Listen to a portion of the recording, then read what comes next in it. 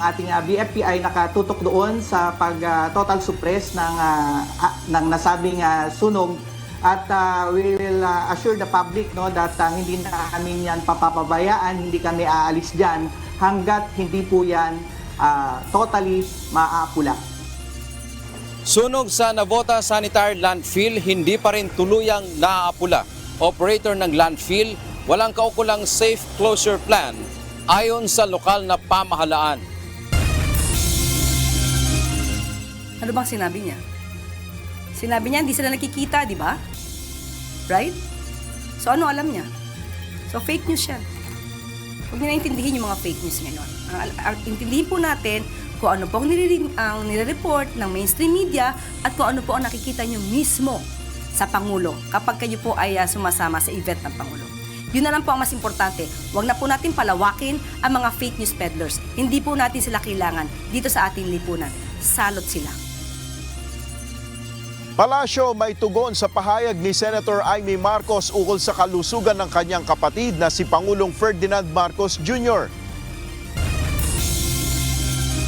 Unang-una, nasa senior officers yan, ay responsibilidad nila ang well-being ng mga cadets. Number two, they have full operational authority in all grounds of the PNPA, lalong-lalo na sa barracks. They can enter anytime para mag-inspect. Number three, the crime occurred April 3 and the full information was given to the PNP chief April 7. So that alone, nagkaroon ng lapse.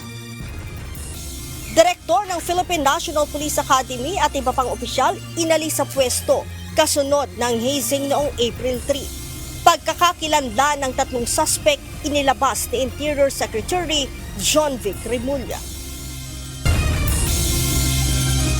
If we will be reducing the excise tax immediately, if today we will receive the declaration of canceling the excise tax, we can immediately implement it tomorrow. Ilang oil industry players handang magpatupad ng agarang kaltas presyo kapag epektibo na ang suspensyon sa oil excise tax. Based on what we have monitored, based on the patterns that we have uncovered, this is a deliberate attempt not only to destroy the environment, but to deprive the men aboard the ship of possible source of food and water. Paggamit ng cyanide ng mga mangingisdang Chinese sa Ayungin Shoal, sinadya para mawala ng supply ng pagkain at tubig ang mga sundalo sa BRP Sierra Madre ayon sa Philippine Navy.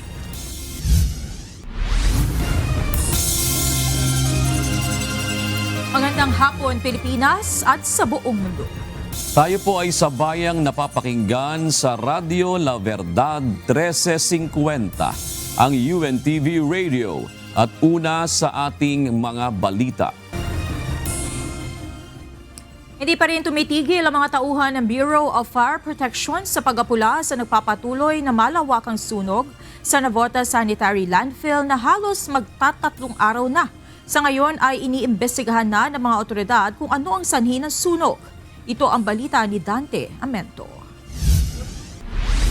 Ating BFP ay nakatutok doon sa total suppress ng nasabing sunog at we will assure the public that hindi namin yan papapabayaan, hindi kami aalis dyan hanggat hindi po yan totally maapula.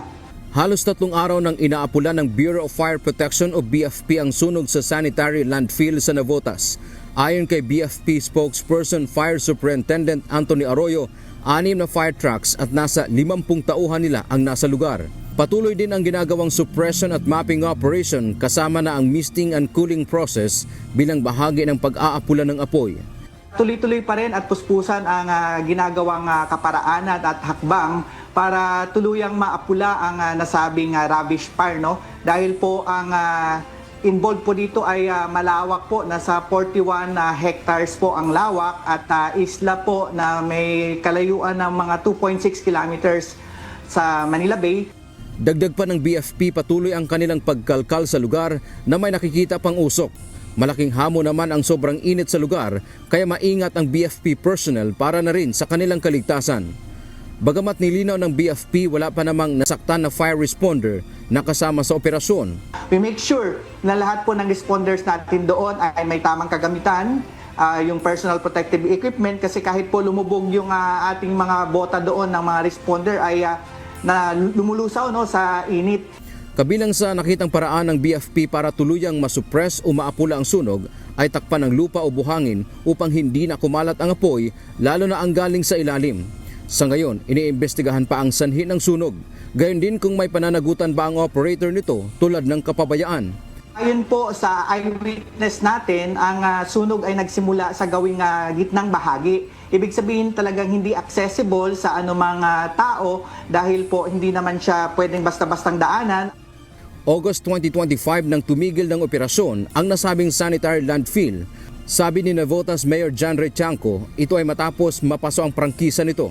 Sa kabilaan niya ng mga naunang resolusyon at paalala noong 2023, nabigo ang operator na magpatupad ng isang safe closure plan na kailangan para sa kaligtasan ng kapaligiran. Yung prangkisa po nila ay natapos noong August 28, 2025 at as early as May 2023 ay naggawa na ng resolusyon yung ating sangguniang panlunsod para sabihan sila na hanggang dyan na lang kayo, kailangan nyo preparahan na. Tsaka kailangan merong safe and closure plan po yan. Inabandonaan niya ng operator ang lugar at sa ngayon ay may kinakaharap ding usapin sa pagmamay-ari ng kumpanyang nag-ooperate nito.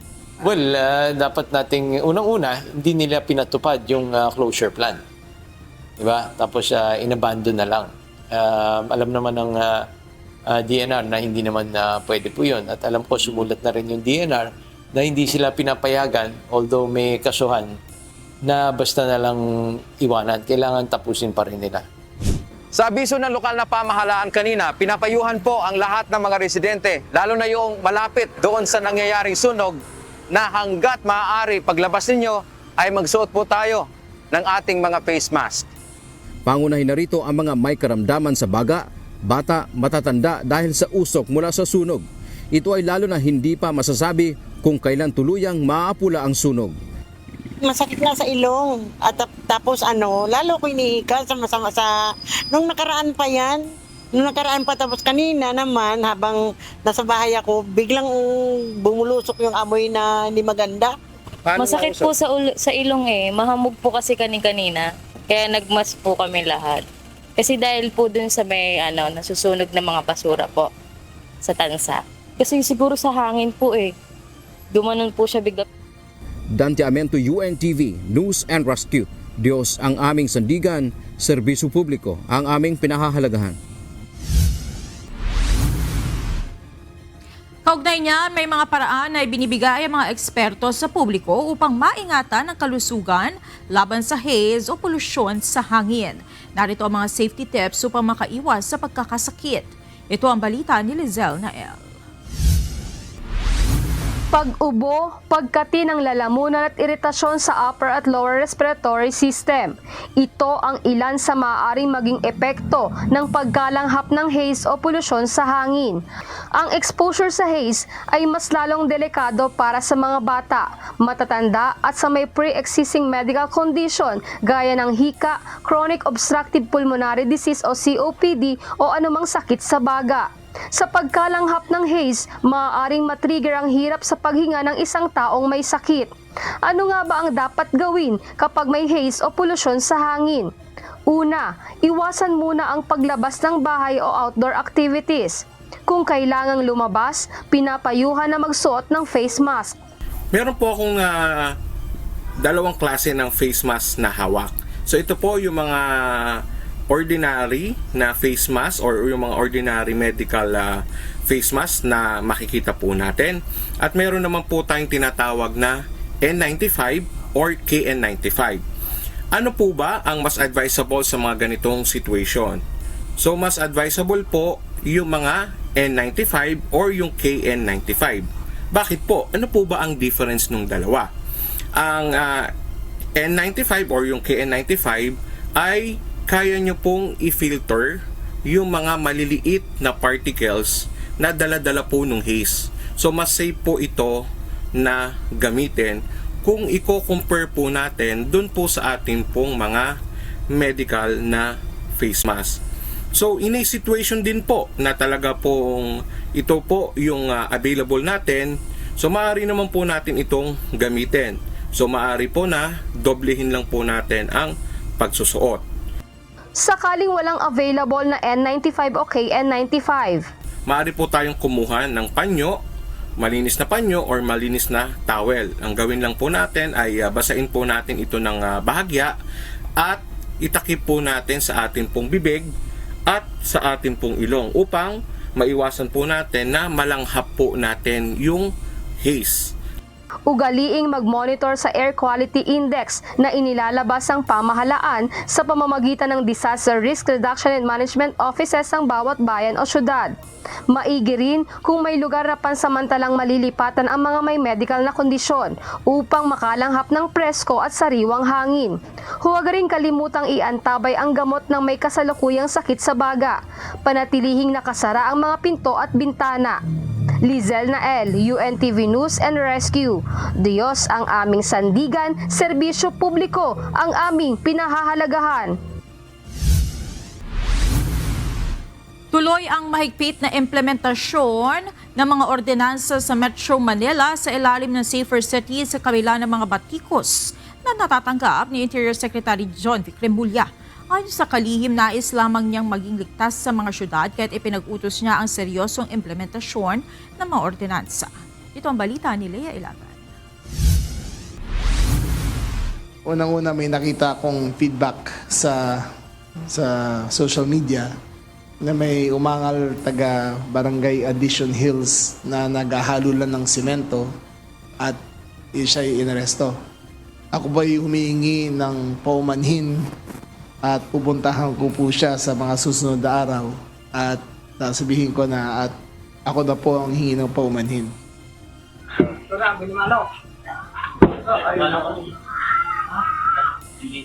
Sa videong ito, kita ang isang lalaking hubad na tila maghahalo ng simento ilang hakbang mula sa pintuan ng kanilang bahay.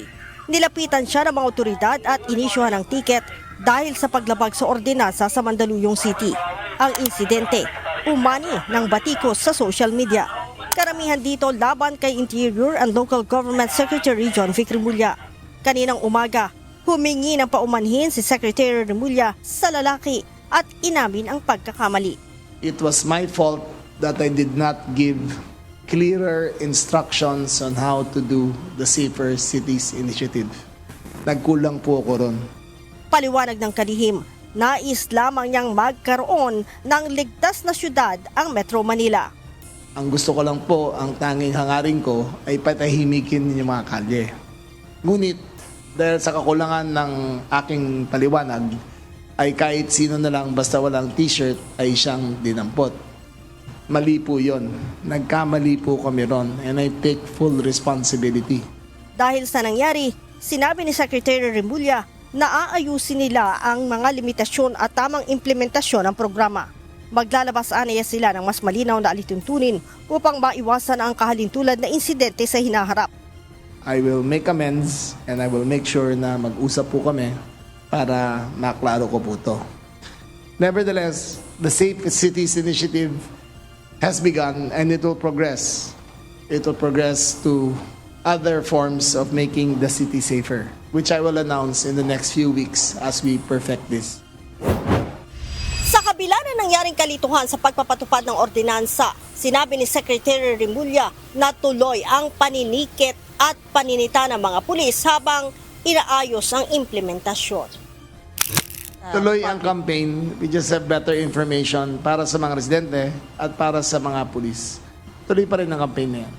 Sa kabuuan, umabot na sa mahigit 6,000 ang nasita at natikitan ng mga otoridad simula na mag-umpisa ang programa noong Lunes. Lea Ilagan, UNTV News and Rescue. Diyos ang aming sandigan, serbisyo publiko ang aming pinahahalagahan. Nakikipag-ugnayan na sa Interior and Local Government Secretary John Vic Remulla sa mga tamang otoridad para sa pag-aresto kay Harry Roque. o paglilinaw ng kalihim, hindi siya mismo ang huhuli sa dating presidential spokesperson. Ang pahayag ay kasunod ng mga naging patutsyada ni Roque sa Facebook Live na walang kapangyarihan si Remulla na ipaaresto siya sa Austria. Anya, labag umano sa batas ang naturang hakbang at maituturing pa itong kidnapping. Kaninang umaga, nilinaw ni Secretary Remulla na ang kanyang pahayag ay hindi nangangahulugang siya mismo ang aaresto dahil wala rin umano siyang authority dito. Si Harry naman ay canceled na ang passport niya, pero wala pa siyang red notice. When I say personally arrest, hindi ko sabi ako ang arrest, wala na ako authority dyan. So we will coordinate with the necessary authorities para gawin yan. Uulitin ko, si Harry ako, we have a very close relationship. Pero hindi para ko isaklaw naman ng kapangyarihan ko ang aking responsibilidad bilang secretary dahil sa aming pagkakaibigan. Okay? So procedures will be done and all proper methods will be done if the arrest is warranted already. Walang panahon sa pamumulitika si Pangulong Ferdinand Marcos Jr. ayon sa Malacanang. Kaugnay ito ng inilunsad na Reform Alliance for Good Government and Accountability o RAGE Coalition na pinangunahan ni Davao City Mayor Sebastian Baste Duterte kasama ang mga kaalyado ng pamilya Duterte.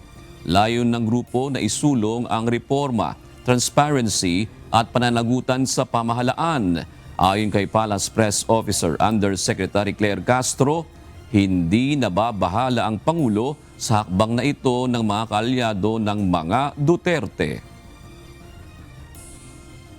Hindi maapektuhan ng Pangulo sa mga personal na galit, personal na interes, personal na ambisyon.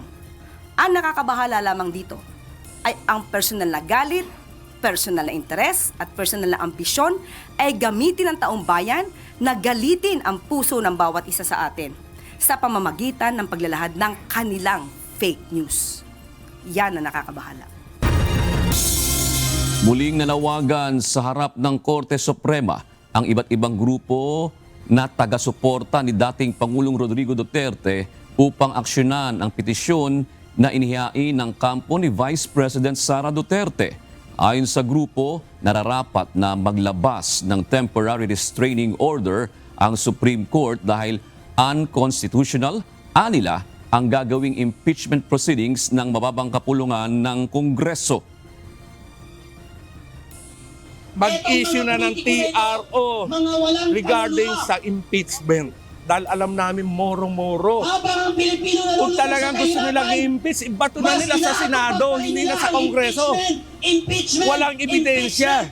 Bakit kinakailangan na magkakaroon ng mini trial? 125 million. Wala silang karapatan doon. Ipinanawagan din ng grupo na bigyan ng aksyon ng kataas-taasang hukuman ang petisyong habeas corpus para sa pagpapabalik naman sa bansa sa dating Pangulo. Gayon din ang pagbasura sa oil deregulation law at buwis sa langis, lalo na at patuloy na nakararanas ng hirap ang mga Pilipino, lalo na ang nasa sektor ng transportasyon.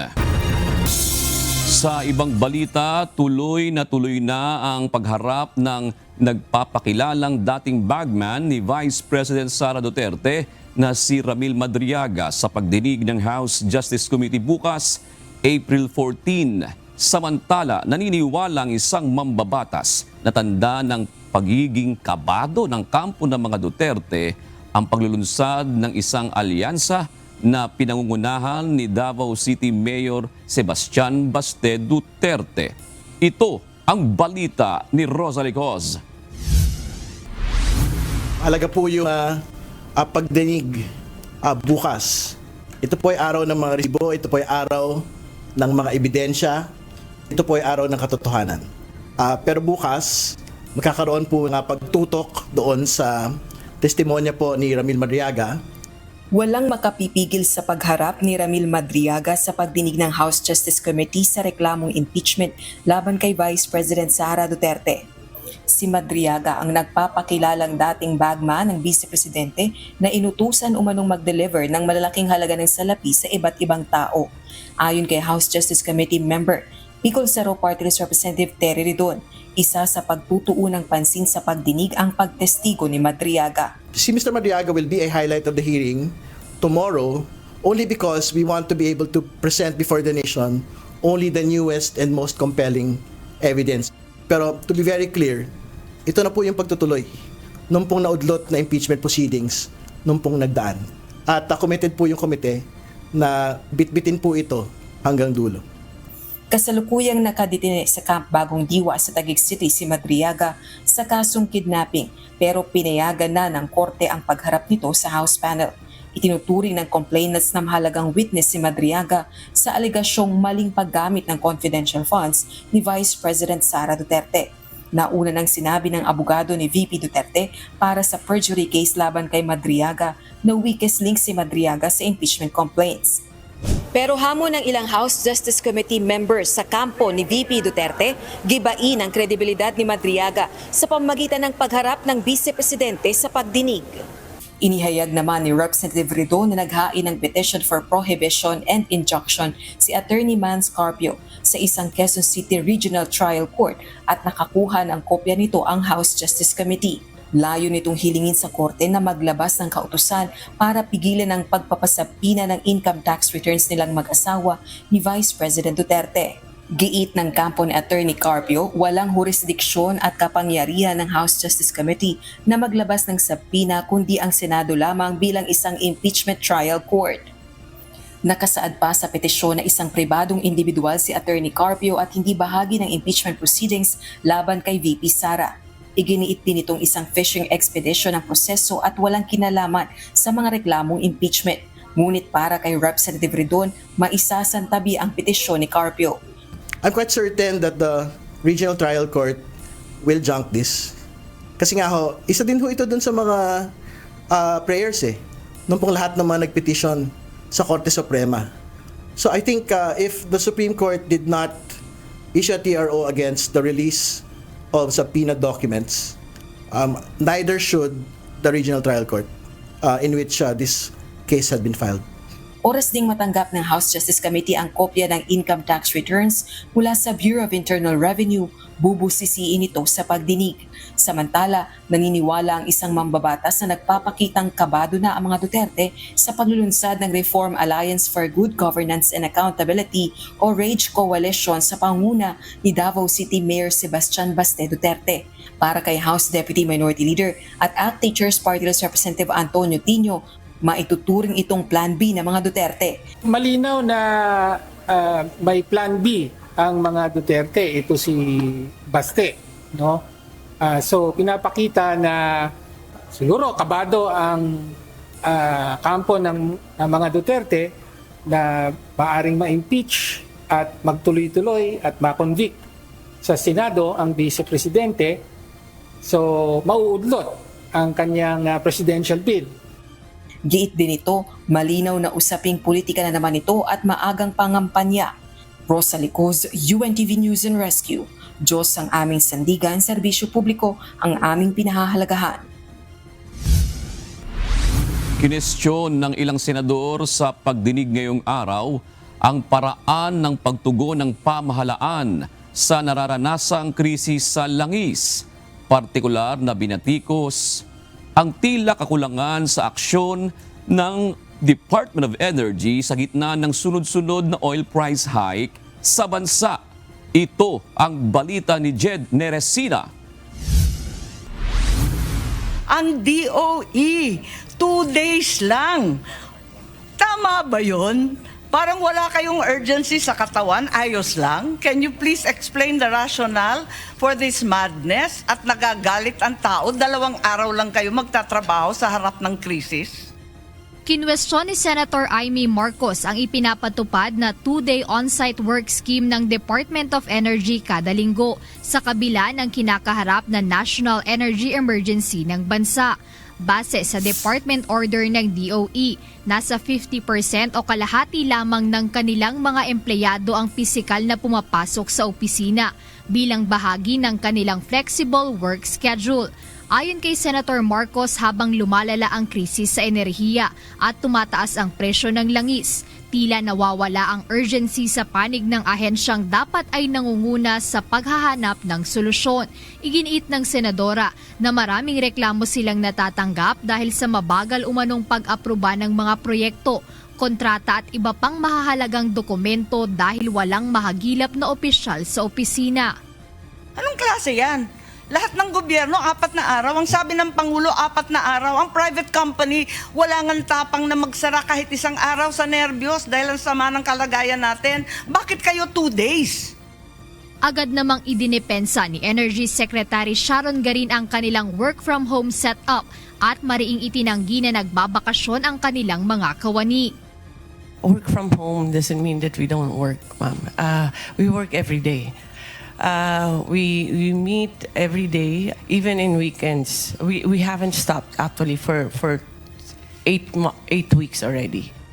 Binigyang diin din ni Secretary Garin na sa kabila ng setup, mas lalo pa nilang pinag-iigihan ang pagtatrabaho upang matiyak na sapat ang supply ng enerhiya sa bansa at tuloy-tuloy ang kanilang monitoring sa presyo ng petrolyo sa merkado. The bureau that's OIMB, that's downstream, that's there all the time, even on weekends. PNOC is there also. ERC is there also. All the personnel na dapat nag-handle ng mga frontline natin, nandyan, Mr. Chair.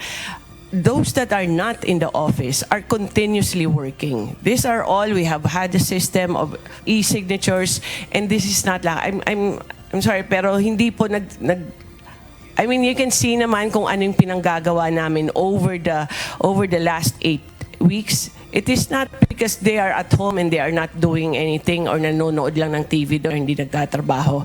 We can show it in our accomplishments, Mr. Chair. Lahat po sila overtime yan. Hindi po nagtigil ang trabaho dahil work from home. The objective of work from home is not to stop working. It is to become more efficient. Ngayon po, we are trying to save for the country.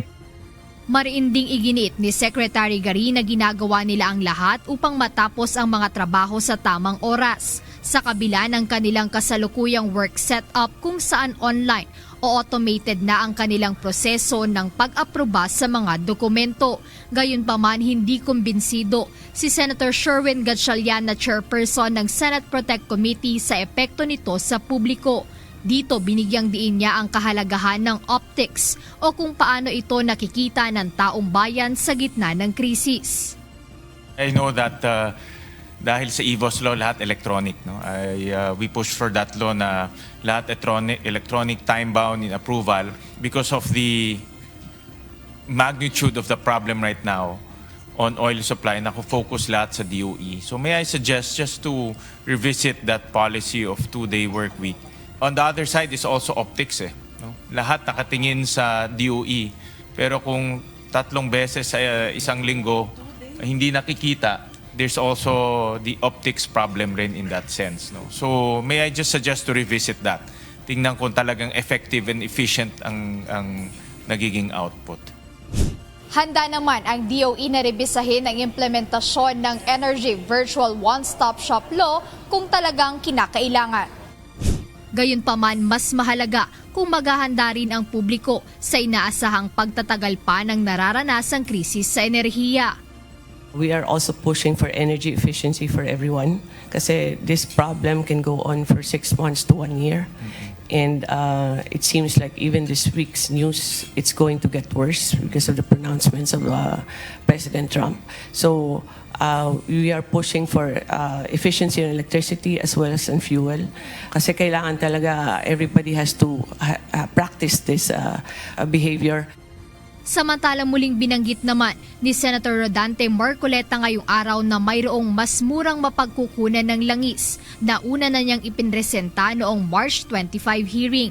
Gayunman, hindi umano ito binibigyang pansin ng DOE at ng oil companies.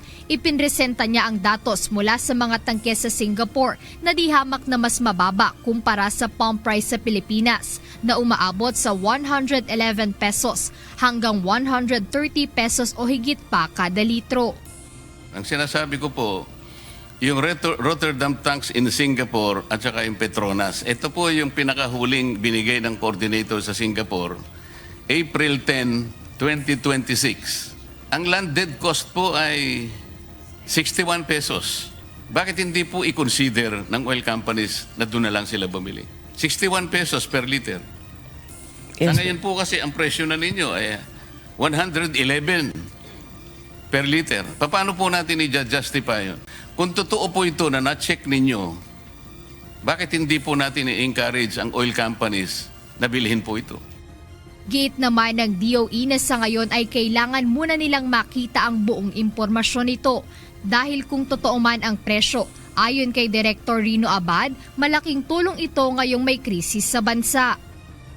Mr. Chair, we need to get the whole information because if we look at the maps for last week, the FOB, as you mentioned, is for diesel is around 228, almost $229 per barrel. Now, we need to get if this difference, kasi parang ang estimate nyo po, sir, nasa 70 plus lang US dollar per barrel yan. So, definitely that's it's almost the miracle amount if that is the, and that will be that will really help us if that will be the import price as compared to what we have now in maps. Jed Neresina, UNTV News and Rescue. Diyos ang aming sandigan, serbisyo publiko ang aming pinahahalagahan. Ilang matataas na opisyal ng Philippine National Police Academy ang inalis sa pwesto ni PNP Chief General Melencio Nartates Jr. Kasunod ito, magpapatupad ng reshuffle ang pamunuan ng pambansang pulisya sa mga opisyal ng akademya. Ito ang balita ni Lea Ilagan. Unang-una, nasa senior officers yan, ay responsibilidad nila ang well-being ng mga cadets.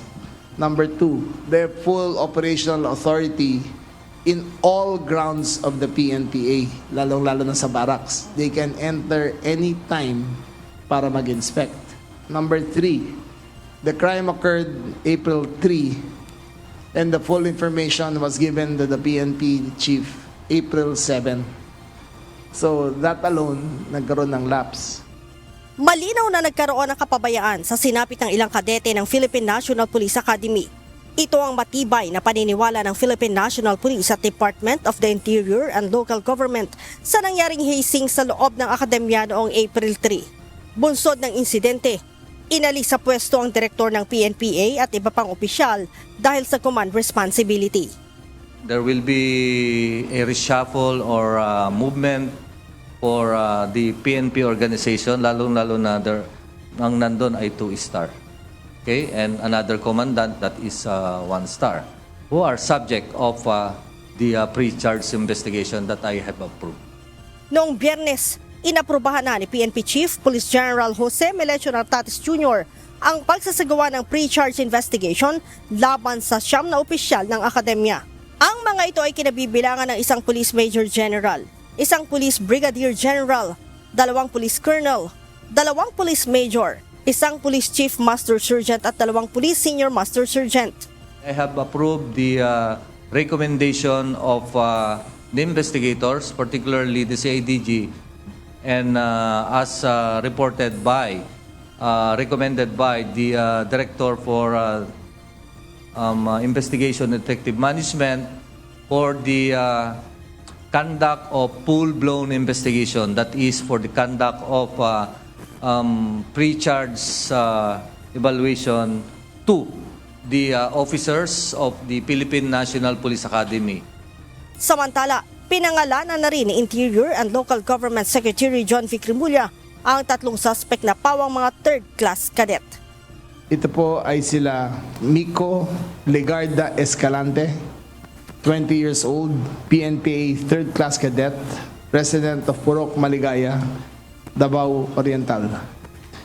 Harold Locob Hehe, 20 years old, PNPA third-class cadet, resident of Quezon City. Lance Elroy Guinteran Gay Ramon, 21 years old, single, PNPA third-class cadet, resident of Misamis Oriental.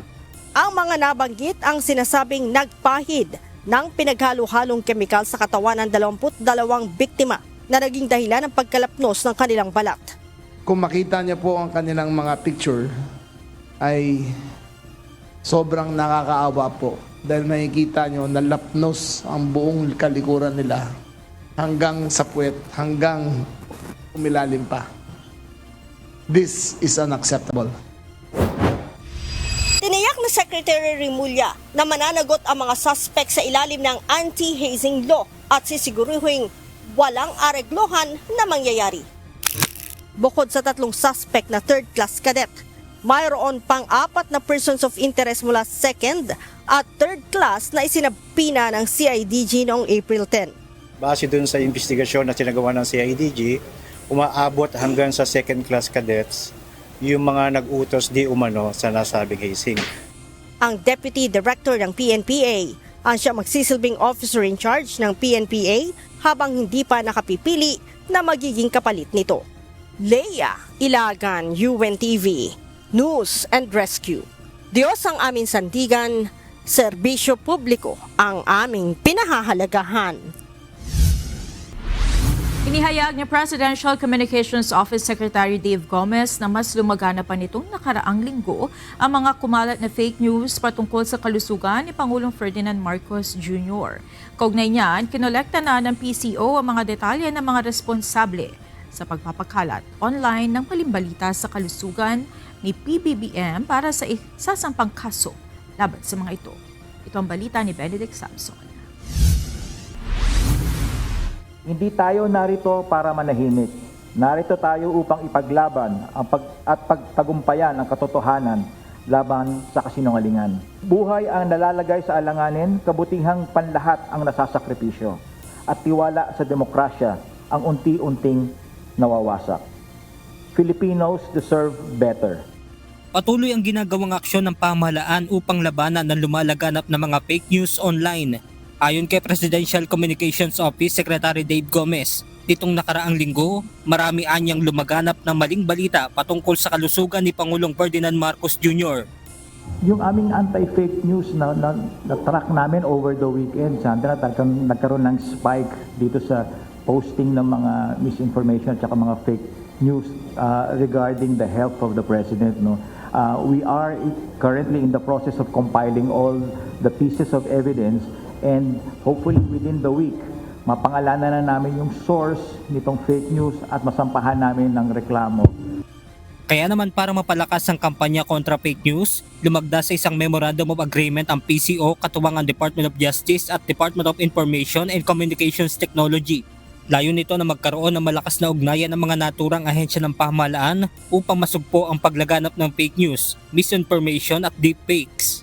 Mapapabilis din yung pag-turnover namin ng mga ebidensyang binubuo namin sa DOJ para mapabilis din yung kanilang trabaho magsampa ng kaso at matulungan din ang DICT to make representations with the social media platforms katulad ng Meta at Google para ma-actionan din itong mga fake news posts at fake news pages at sites na ito. Hindi ito laban sa opinyon. Ang tinutukoy natin ay deliberate deception that harms the public good. Hindi na ito simpleng chismis. Ngayon, kasinungalingan can look real. And it can mislead, divide, and erode public trust when clarity is most needed. Paglilinaw naman ng PCO na hindi pa man umuusbong ang tensyon sa gitnang silangan, ay may inilalatag na silang inisyatibo para labanan ang fake news.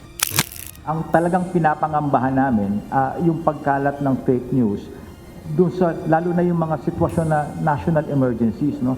Yung mga kalamidad, meron tayong lindol, meron tayong bagyo, tapos magkakalat yung mga kababayan natin ng fake news, maaalarma ang publiko, magpapanik ang publiko. Ngayon, pagkatapos namin i-launch ng Oplan kontra fake news, ayan, pumutok yung gera nga sa Middle East, tapos ngayon naglabasan pa tungkol sa health ng Pangulo. Samantala, inihayag din ng PCO Secretary na kinokolekta na nila ang mga detalye ng source o ang nagpakalat ng maling balita patungkol sa kalusugan ni PBBM. Ayon kay Secretary Gomez, maaaring ngayong linggo ay magsampa na sila ng reklamo laban sa natukoy nilang source ng fake news. We're putting together all the pieces of evidence para handa na kami magsampa ng ng reklamo para may solid na batayan yung reklamo namin. With regards to patterns and trends, syempre may kanya-kanya kaming opinion. As far as the fake post na we tracked over the weekend, we will be ready to file the charges this week against those people. This collaborative effort is not just about reactive enforcement. It is about proactive defense. By coordinating our resources, we are building a deterrent against those who use technology to undermine our democratic processes and public safety.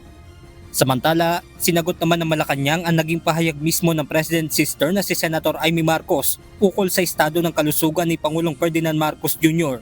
Sa pahayag ng senadora, matagal na silang hindi nakikita ng kanyang kapatid na si PBBM at alam umano niyang mayroon itong karamdaman.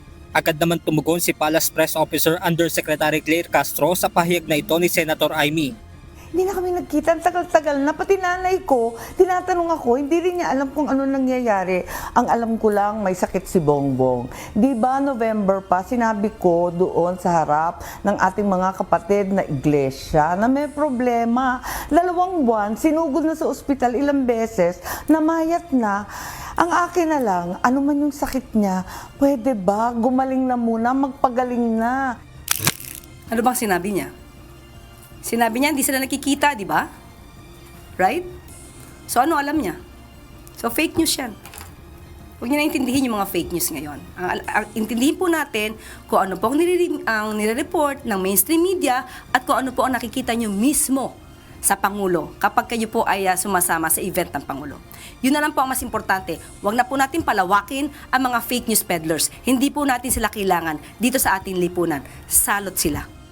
Benedict Samson, UNTV News and Rescue. Diyos ang aming sandigan, serbisyo publiko ang aming pinahahalagahan. Sinuspindi na ni Pangulong Ferdinand Marcos Jr. ang ipinapataw na excise tax sa ilang produktong petrolyo. Samantala muli naman pinabulaanan ni Pangulong Marcos ang kumakalat na balitang mayroon siyang malalang sakit. Katunayan, nag-jogging pa ito sa compound ng Malacanang. Mula sa Malacanang, ito ang balita ni Nel Maribuhok, live. Nel, anong petroleum products ang tigil muna ang excise tax at bakit naman hindi pa isinama ang lahat ng produktong petrolyo? Yes, Monica, ang pataw na excise tax sa kerosene at liquefied petroleum gas o LPG ang ipinatigil na ni Pangulong Ferdinand Marcos Jr. Ito ang inanunsyo ni Pangulong Marcos sa gitna ng patuloy na pagtaas ng produktong petrolyo. Ayon kay Pangulong Marcos, makakabawas kahit papaano sa presyo ng kerosene at LPG ang suspension ng excise tax.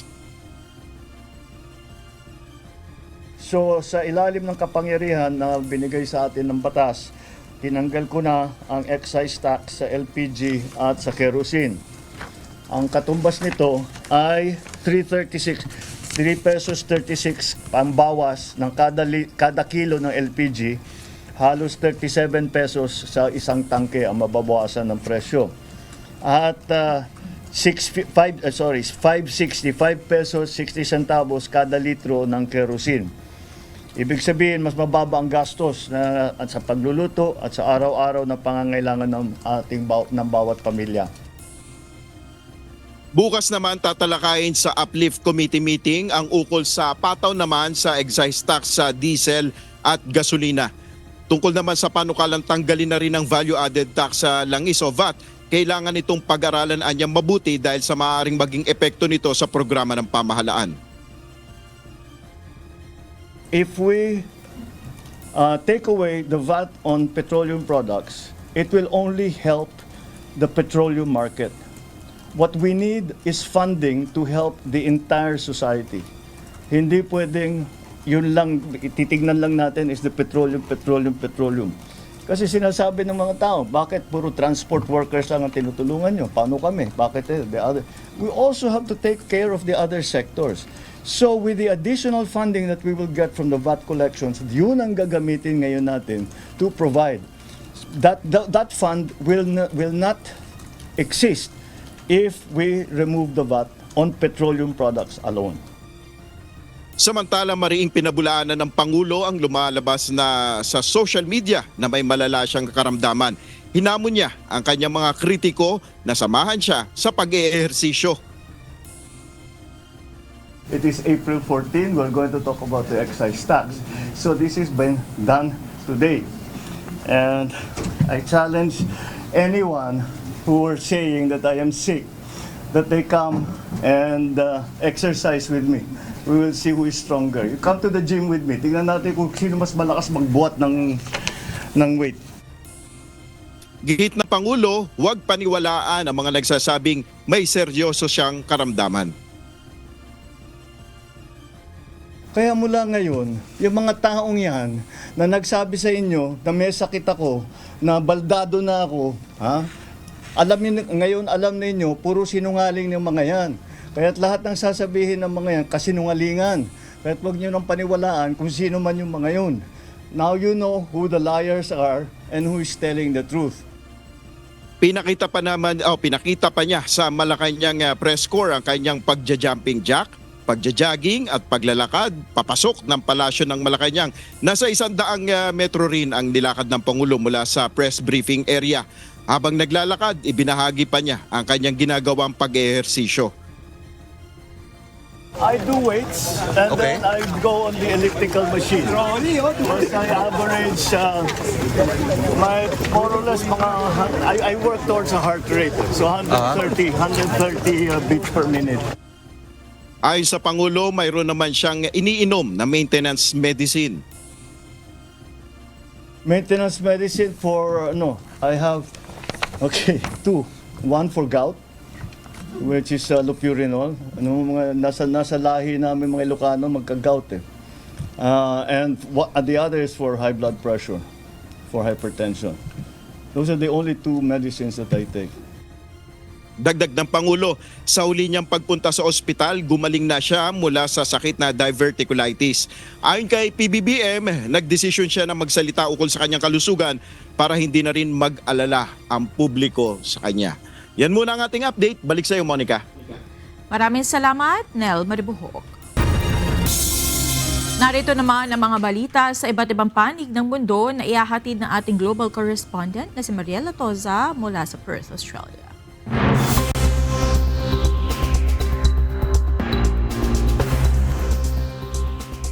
Magandang gabi naman sa inyo dyan sa Pilipinas, Monica. Hindi naaasa ang Canada sa Estados Unidos sa pagbili ng materyales na kailangan nito pagdating sa paggawa ng military assets. Sinabi ni Prime Minister Mark Carney, panahon na upang sariling industriya naman ng Canada ang kanilang palakasin at maging independent lalo na sa kanilang ekonomiya. Ito ang balita ni Noel Poliarco. The days of our military sending 70 cents of every dollar to the United States are over. Puputulin na ng Canada ang pagiging dependyente nito sa bansang Amerika pagdating sa military procurement. Sa kanyang talumpati, sinabi ni Canadian Prime Minister Mark Carney na hindi na anya sila bibili ng defense materials sa US, kundi paiikutin nila ang kanilang defense capital upang palakasin ang sarili nitong industriya.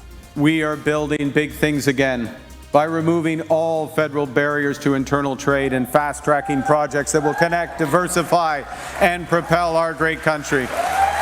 Sa bagong defense industrial strategy, itataas ng Canadian government ang kapasidad ng local defense contracts sa 70% at paiigtingin ang pagtangkilik sa raw materials na gawang sarili gaya ng Canadian steel at aluminum sa programang Buy Canadian Procurement. Sa ngayon, aabot sa 70% ng military capital spending ng Canada ay napupunta lang sa Estados Unidos, alinsunod sa trade policy ni Trump. Sa bagong estratehiya, plano ng Canada na doblehin ang defense export nito na hindi nakaasa lang sa Amerika. Nais ng Canada na magkaroon din ng matatag na defense cooperation ang mga bansa sa Europa at United Kingdom. Ang programa ay inaasahan na makalilikha ng mas maraming trabaho para sa mga Canadian. Ang desisyon ni Carney na dumistansya sa Amerika ay kasunod ng pagbatikos ng US sa procurement policy ng Canada na ayon dito ay makagugulo lang sa kasalukuyang sistema. Bilang tugon ng Canada, ayon kay Carney, magpapalakas itong muli nang wala ng impluwensya pa ng iba gaya ng Amerika. From now on, for example, with our new Buy Canadian policy, when the federal government spends, we will select Canadian suppliers by default. We are going to build Canada strong with Canada Steel, Canadian aluminum, Canadian lumber, Canadian workers. Noel Polyarco, UNTV News and Rescue, Canada. Diyos ang aming sandigan, serbisyo publiko ang aming pinahahalagahan. Dahil bigong makabuo ng kasunduan ng Amerika at Iran, nagsimula na muli ang tensyon sa pagitan ng dalawang bansa, lalo na sa Strait of Hormuz. Isang video ang inilabas ng Iranian Navy kung saan hindi nito hinayaang makatuloy sa Strait of Hormuz ang warships ng Amerika. Ito ang balita ni Bradley Robuza. Navy Warship 121. This is Sepang Navy Station. You must alter course and go back to the Indian Ocean immediately. If you don't obey my order, you will be targeted. Out. Naglabas ng video footage ng radio challenge ng Iran sa pagitan ng Islamic Revolutionary Navy at US Navy. Sa video, maririnig ang pagbibigay babala ng Iran sa dalawang US Navy destroyers na USS Michael Murphy at USS Frank Peterson upang umalis sa Strait of Hormuz. Sumagot ang US Navy at iginiit ang karapatan nitong maglayag sa ilalim ng international law. This is Coalition Warship 121, engaged in transit passage in accordance with international law. This is Sepang Navy. Last warning, last warning, last warning. Ngunit hindi sumuko ang Iranian Navy at nagbigay ito ng babala sa ibang barko sa lugar na lumayo sa makikita nilang US warship dahil nakahanda itong pasabugan ito. Attention all vessels in Oman Sea. This is Iranian Sepang Navy. If you see any warship in your vicinity, keep a distance more than 10 miles from them because I'm ready to open fire on them without any warning. Ayon kay US Department of War Secretary Pete Hegseth, ang dalawang US warship ang inatasan na magsagawa ng mine clearing operation sa Strait of Hormuz. Kinumpirma rin ito ng US Central Command sa pangunguna ni Admiral Brad Cooper. Kasunod ito ng utos ni US President Donald Trump at babala sa lahat ng bansa na haharangin ng US ang anumang bansa kung magbibigay ng illegal na bayad o toll sa Iran sa Strait of Hormuz na tinawag niyang illegal at extortion. At kung aatakihin sila ng Iran ayon kay Trump, walang pasubaling pasasabugan nila ito. Batay sa monitoring ng traffic sa Strait of Hormuz, tumigil ang nasabing mga barko ng US at nagsagawa ng turnaround o bumalik. Nagbigay ito ng palaisipan sa mga kritiko ng US kaugnay ng laging claim ni Trump na wala na ang Navy at mahina na ang pwersa nito.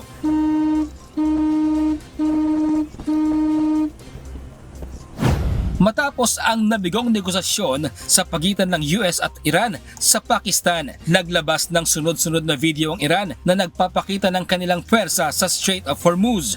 نیروهای دریایی و هوافضای سپاه پاسداران. Ayon sa IRGC, nakahanda na ang milyon-milyong nilang sundalo kung magsisimula ng opensiba ang US laban sa kanila. Ayon naman kay Iranian Parliament Speaker Mohammad Ghalibaf, asahan na ang lalong pagtaas ng presyo ng langis sa merkado kung itutuloy ng US ang blockade plan nito sa Strait of Hormuz. Sinabi ng US na magsisimula ang Hormuz blockade alas 10 ng gabi araw ng Lunes, April 13, oras sa Amerika. Bradley Robuza, UNTV News and Rescue. Diyos ang aming sandigan, serbisyo publiko ang aming pinahalagahan. Sa kabila ng 21 oras na tuloy-tuloy na usapan sa Islamabad, Pakistan, walang nabuong kasunduan ang Amerika at Iran. Ayon sa Pakistan, may kasunod pa ang nasabing negosasyon pero magkakasundo pa nga kaya sila. Ano nga kaya ang mga posibleng dahilan? Ito ang balita ni Jack Del Campo. We leave here with a very simple proposal. A method of understanding that is our final and best offer. We'll see if the Iranians accept it. Walang katiyakan kung babalik pa sa negotiating table ang Amerika at Iran matapos ang 20 oras na walang tigil na talakayan sa Islamabad, Pakistan. Ayon kay US Vice President J.D. Vance, naibigay na nila ang pinaka-best offer ng US sa Iran. Nasa Iran na lamang kung tatanggapin nito ang kanilang alok o hindi. Ayon kay Iranian Foreign Minister Saeed Abbas Araghchi, pumayag silang makipag-usap sa US dahil sa good faith. Malapit na sana silang makabuo ng isang Memorandum of Understanding, ngunit naglatag ng malabis na kondisyon ang US. Ano nga ba ang posibleng dahilan bakit walang napagkasunduan ang US at Iran? Una, ayon sa mga analis, ang tahasang pagkakaiba ng posisyon ng dalawa. Nais ng US na itigil ng Iran ang nuclear program nito at alisin ang kontrol sa Strait of Hormuz, bagay na unnegotiable sa Iran. Nais rin ng Iran na bayad pinsala at unfreezing ng kanilang mga assets, bagay na hindi katanggap-tanggap sa US. Pangalawa, magkaiba sila ng inaasahang resulta. Iniisip ng US na basta na lamang sila makakaalis sa gyera. Lalo't may iba pa itong problema gaya ng tumitinding batikos at patuloy na pagtaas sa presyo ng langis. Pero ang Iran, nais ay pang matagalang garantiya na hindi na sila aatakihin pa. Kaya nito hinihigpitan ang kontrol sa Strait of Hormuz bilang pananggalang. Pangatlo, parehong ayaw magpatalo ng dalawa pagdating sa pwersang militar. Katunayan, habang gumugulong ang negosasyon ay kapwa naman sila nagpapalakas ng kani-kanilang depensa para sa nakambang gyera. Pang-apat, tutol ang Israel sa ceasefire dahil nangangamba ito sa sariling seguridad laban sa Hezbollah na kaalyado ng Iran. Kahit may usapan, tuloy ang atake ng Israel sa Lebanon, bagay na sensitibo sa Iran. At panghuli, ang kawalan ng tiwala sa isa't isa. We have no optimism when it comes to the United States and especially the Trump regime. The Trump regime in particular is exceptionally dishonest and deceitful. We saw that with the 12-day war. We were indirectly negotiating with them before the war, and it turned out that they were conspiring to attack us. We do these negotiations in order for the international community, the global South, the global majority, and ordinary people in the West, so that they would recognize that it is the United States that is dishonest. Sa kanyang pahayag matapos ang bagong negosasyon, malinaw aniya kay Trump ang isang bagay. Ayaw ng Iran na isuko ang nuclear program nito. Ito lang naman aniya ang single most important issue para sa kanya. Pero muli siyang nanindigan, hindi niya hahayaan na ito ay maisasatuparan ng Iran. Sa ngayon, tuloy ang tensyon sa Strait of Hormuz. Patuloy ang pagtaas sa presyo ng produktong petrolyo sa iba't ibang panig ng mundo. Tuloy din ang palitan ng banta ng US at Iran, mapa-social media o mapakaragatan man. Kung hanggang kailan ang krisis at kung ilang buhay pa ang mawawala, walang makapagsasabi. Habang dumadaan ang mga araw, ang tanging magagawa ng mundo ay manood, maghintay at maghanda. Jack De Ocampo, UNTV News and Rescue. Diyos ang aming sandigan, serbisyo publiko ang aming pinahahalagahan. At yan ang mga balita mula sa iba't ibang panig ng mundo. Mula rito sa Perth, Australia, ako si Maria Ladosa. Magandang gabi. Nababahala ang National Security Council matapos makumpirma na cyanide ang laman ng mga boteng nasamsam mula sa mga Chinese sampan sa paligid ng Ayungin Shoal. Ayon sa NSC, posibleng sinadya itong gawin upang sirain ang yamang dagat at putulin ang pag-supply ng pagkain at tubig ng mga sundalo sa BRP Sierra Madre. Ito ang balita ni Ryan Lacanlale. Based on what we have monitored, based on the patterns that we have uncovered, this is a deliberate attempt not only to destroy the environment, but to deprive the men aboard the ship of possible source of food and water. Check nyo yung mga cyanide dyan, cyanide. Yan, yung mga bote. Bote, cyanide.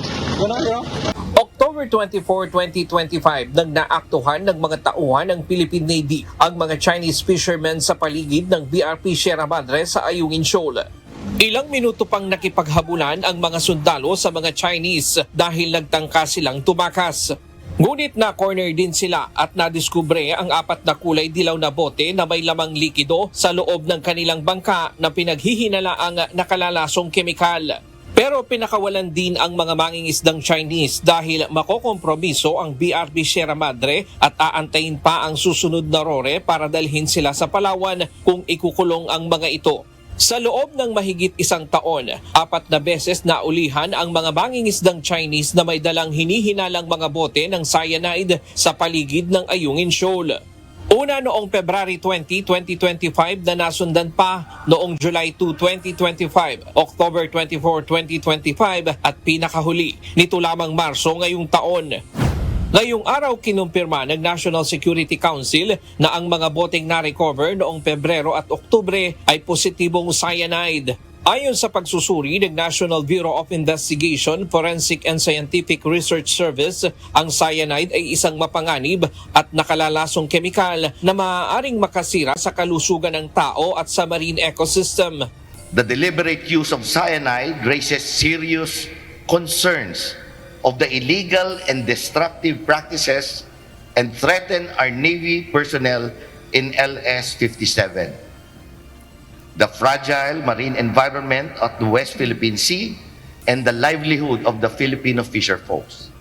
Such actions, if proven intentional, constitute a blatant violation of Philippine environmental laws as well as international maritime norms and obligations of states under the United Nations Conventions of the Law of the Sea or UNCLOS. Ang insidente ay posibleng pagsabotahe upang patayin ang isda na nagsisilbing pagkain ng mga sundalo sa BRP Sierra Madre at sirain ang bahura na nagsisilbing pundasyon ng barko na kalaunan ay maaaring isisi ng China sa Pilipinas. We wish to underscore that the use of cyanide in Ayungin Shoal is a form of sabotage that seeks to kill local fish populations, depriving Navy personnel of a vital food source. Moreover, cyanide can damage the reef, which can ultimately compromise LS-57's structural foundations. If the reef is severely damaged, it not only threatens LS-57's stability, it also allows Beijing to fabricate an environmental crisis which it can blame to the Philippines. Ipinaliwanag naman ng NBI forensic expert na kahit maliit na dami ng cyanide ay maaaring makamatay. The water sample gave positive results for the presence of cyanide, which is a violent poison. Ipinakita din ng Philippine Navy ang lawak ng pinsala sa mga coral reef sa paligid ng barko. Kabilang na ang mga patay na bahura at mga lambat na inilatag upang harangin ang pagpasok ng mga sasakyang pandagat. Posible anyang bago pa man ang February 2025, ginagawa na ng mga Chinese fishermen ang ganitong paggamit ng cyanide sa paligid ng Ayungin. But if you see the scope of the damage to the corals, based on our assessment, it goes way back before February 2025. We could not yet give an exact date when they started using this, but in the past we have had reports of Chinese fishermen using illegal fishing methods that would include the use of cyanide and fine meshed nets. So these are both detrimental to the environment.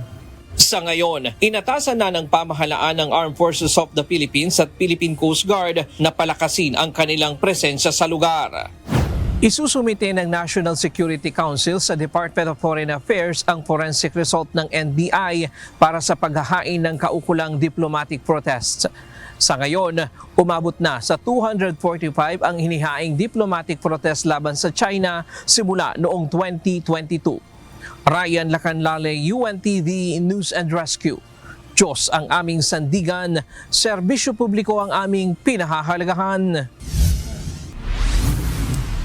Isasagawa sa 4 na payout centers sa Metro Manila ang pamamahagi ng cash relief assistance para sa mga unclaimed at additional beneficiaries na mga TNVS driver. Nakatakda itong gawin sa April 16, araw ng Huwebes sa Caloocan Sports Complex, Quezon City Memorial Circle, Makati Coliseum at TLC Park Concert sa Taguig City. Maglalabas ang Land Transportation Franchising and Regulatory Board o LTFRB ng listahan ng mga driver na tatanggap ng ayuda sa mga partikular na payout site. Magsasagawa ng malawakang tigil pasada ang Grupong Manibela simula sa Miyerkules, April 15. Ang ibang transport groups, iba naman ang posisyon ukol dito. Ayon naman sa mga kaukulang ahensya, nakahanda sila sa isasagawang transport strike kasabay na pagtiyak ng pakikipagdialogo sa mga nagpoprotestang grupo. Ito ang balita ni Asher Cadapan Jr.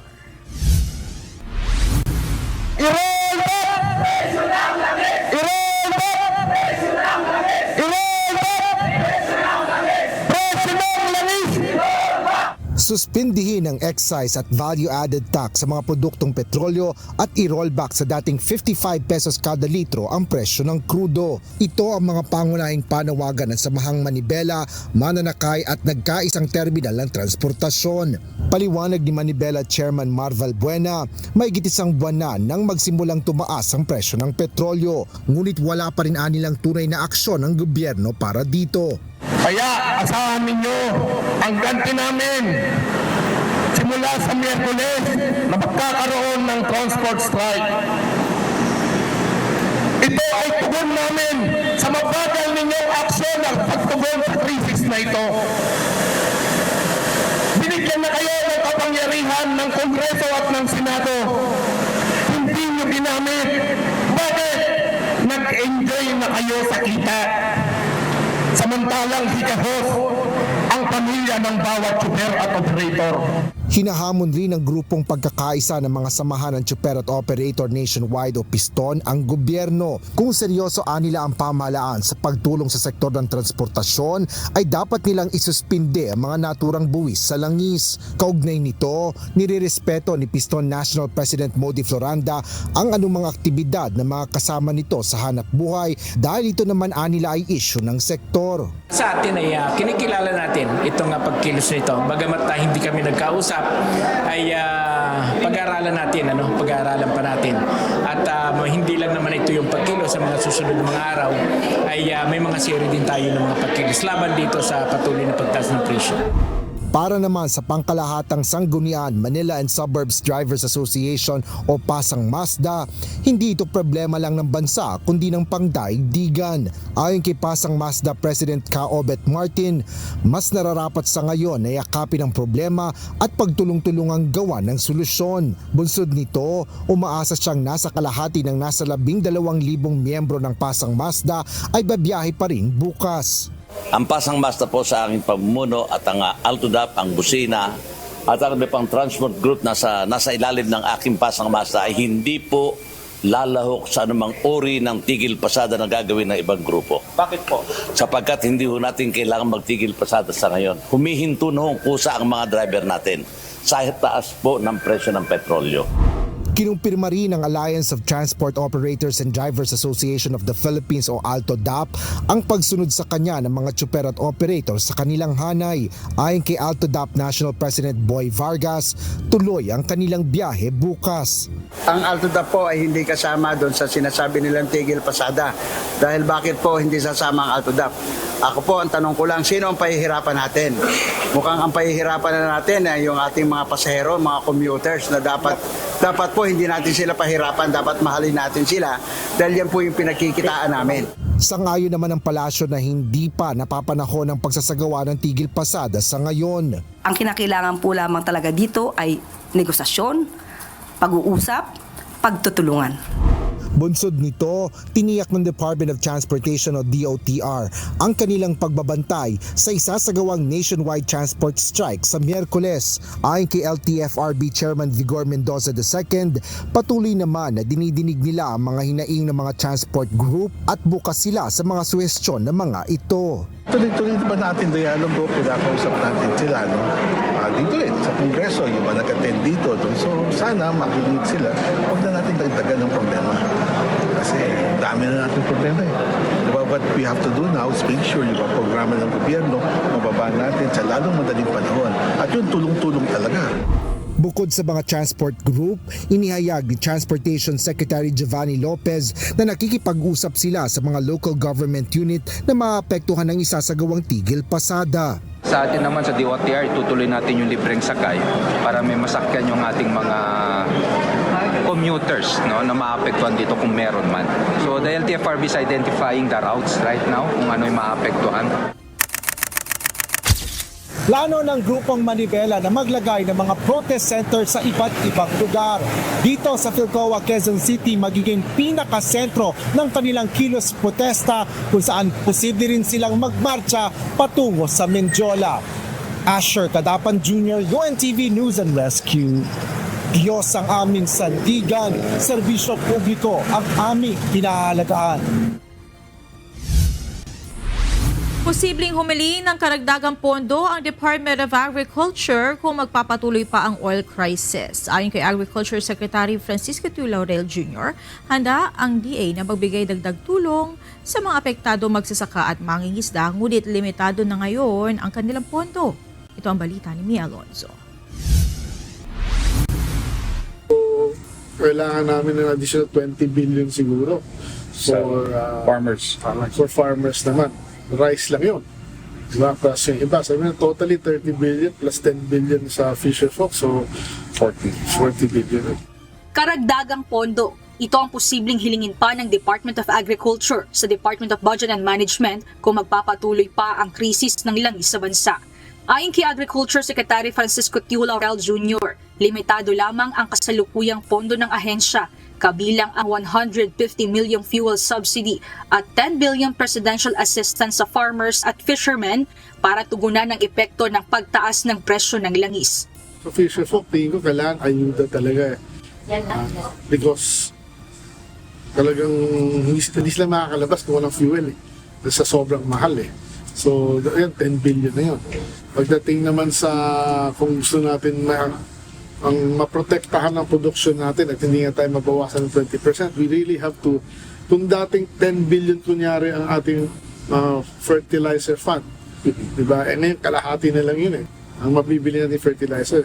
So, kailangan natin ng 20 billion yun, plus the seeds, plus yung naiba pa. Malaking bahagi ng hinihinging dagdag na budget ay mapupunta sa sektor ng agrikultura. Aabot sa 30 billion ang kakailanganing pondo para sa mga magsasaka, partikular sa pataba, binhi at iba pang pangangailangan. Dagdag pa rito ang 10 billion na ilalaan naman para sa mga mangingisda. Nauna ng tinayan ng DA na posibleng mawala ang hindi bababa sa 20% o katumbas ng 2 million metric tons na posibleng mawala sa produksyong agrikultural kung walang sapat na interbensyon ang pamahalaan sa gitna ng oil crisis. Sa ngayon, sinimulan na ng ahensya ang pamamahagi ng fuel subsidy sa mga magsasaka at mangingisda. Kasabay nito, ipatutupad na rin ang distribusyon ng 10 billion presidential assistance na inaasahang makapagbibigay ng tig 2,325 sa mahigit 4 na milyong magsasaka at mangingisda. Plus, of course, nakikipag-coordinate kami kay Dole ngayon. We are collating data kung ilang driver pahinantian. Baka pwedeng bigyan din ng tupad yung mga drivers para makabawas sa gastos ng mga trucking para mas mababa ang freight cost plus yung fuel voucher nga na iniisip. But of course, all of these programs kailangan namin ng pondo. Kaya kami nandito sa Senado para humingi ng tulong para mabigyan din ng pondo. Besides coming from our own funds. Mia Alonzo, UNTV News and Rescue. Diyos ang aming sandigan, serbisyo publiko ang aming pinahahalagahan. Inihayag ni French Ambassador to the Philippines, Marie Fontanel, na nagsimula na ang pakikipag-usap nito sa pamahalaan ng Pilipinas at iba pang conglomerates para pag-aralan ang modelo ng civil nuclear energy ng France. Ito ay upang magamit na pantugon sa kasalukuyang umiiral na national energy emergency sa bansa. Sa kanyang pahayag sa press conference kanina, binigyan diin ito na aabot sa 70% ng supply ng France sa enerhiya ay nakadepende sa nuclear energy. Ito anya ang dahilan kaya hindi gaanong umaasa ang France sa importasyon ng langis.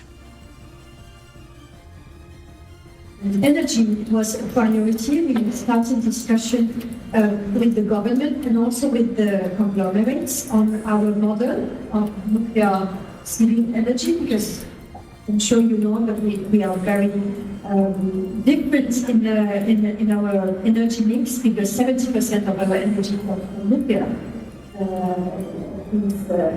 we are less dependent on oil.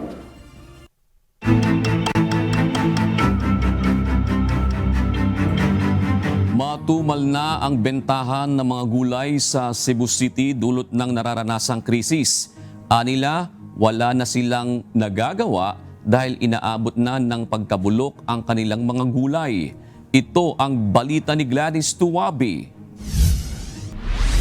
Hindi nagmahal ang abono, ang bisina para spray na, ang na-harvesta, pati maratuha sa tanon.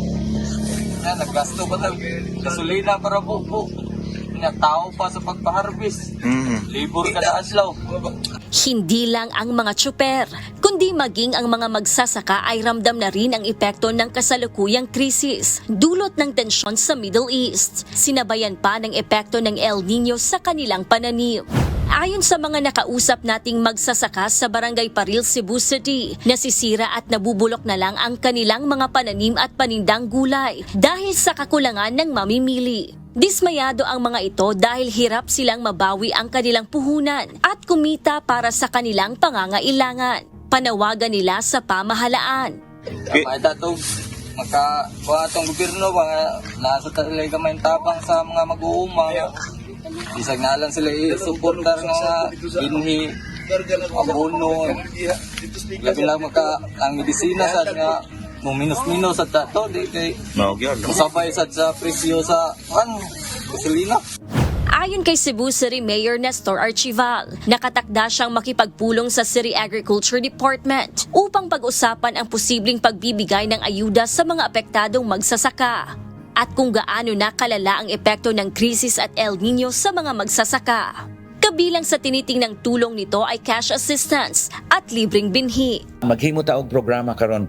Number 1, let's find ways na makahatag ta og certain kanang alibyo sa ila. It might be cash, which is actually we're trying to find where.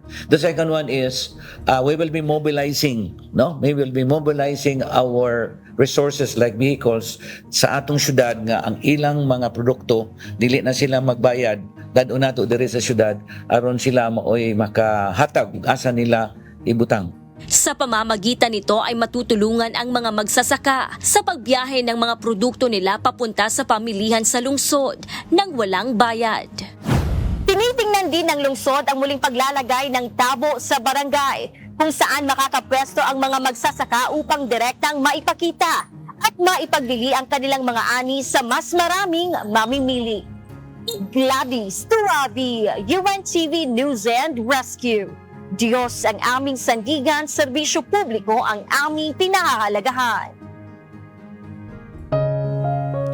Narito naman ang salita ng Diyos na ating sandigan mula sa aklat ng awit 121:2 na nagsasabi, "Ang saklolo sa akin ay nanggagaling sa Panginoon na gumawa ng langit at lupa."